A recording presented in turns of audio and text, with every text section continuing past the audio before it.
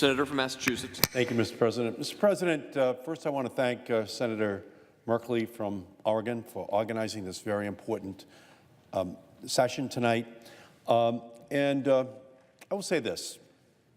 Last month, Attorney General Jeff Sessions unveiled the Trump administration's new zero-tolerance immigration policy. Whether you come to this land fleeing violence, poverty, or persecution, justice isn't blind. It is now also brutal.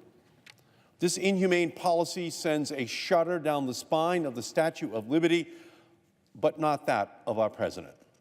Zero tolerance really means zero refuge. Zero tolerance really means zero discretion.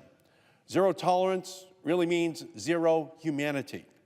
The Trump administration's mindless approach to our broken immigration system takes away the ability of federal law enforcement officers to exercise any discretion that might be warranted based on the facts and circumstances on the ground. In other words, zero tolerance is an anti-immigrant dragnet, the shocking effects of which we have been witnessing these past few days as children have literally been ripped from their parents' arms and separated from them as their mothers and fathers are taken into custody. These horrific images were finally enough, even for President Trump. This afternoon, he signed an executive order, he says, addresses the family separation crisis. It does no such thing. The executive order that the president signed doesn't end the zero-tolerance policy of prosecuting anyone and everyone who crosses the border. It reaffirms it.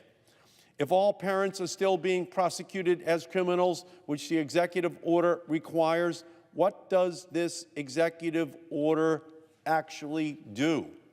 We can only assume this executive order would imprison, remand, and incarcerate children, some as new as newborns, into the same correctional facilities as their parents. They would be sleeping in cages instead of cribs. In this country, our courts have decided that this treatment of children and families is malicious. In the Flores Agreement, more than 20 years ago, we stopped this practice. Now the president wants to bring it back with a vengeance.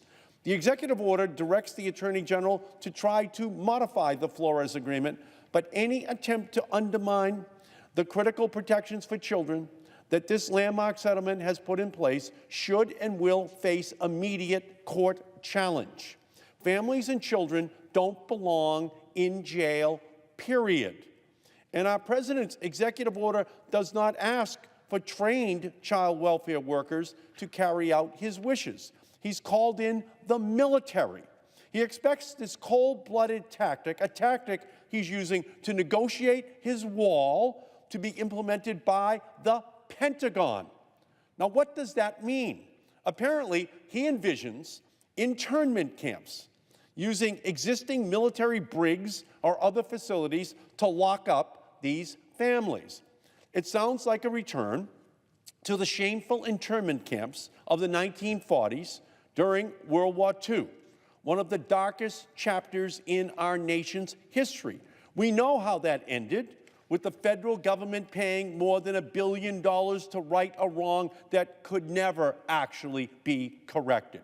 It was a mistake that we should not even contemplate repeating.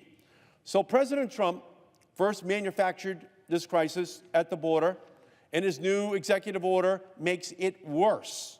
The only thing President Trump wants to solve is the public relations nightmare he has plunged our administration, his administration, into. This is not a PR stunt. These are children's lives at stake. How we respond to this crisis will define the character of each and every one of us. It will define how our character as a nation is defined. At this critical moral juncture, I ask each of my colleagues to choose humanity. To my Republican friends, your voices carry weight in this conversation, especially with this administration in power. Use your voices. Make clear that this executive order will not end the suffering this administration is inflicting on vulnerable immigrant families. Because in the United States, we do not keep children in jails on military prisons. We do not criminalize asylum seekers. We welcome immigrants for their contributions. We seek immigrants for their talents. We proudly remember our own families who came across a border, whether land or water, knowing this country meant a new start. We are better than this. We must be better than this. The president wants to send a message that immigrants aren't welcome in America. His leadership may be devoid of compassion, but the American people are not. This policy must end. Thank you.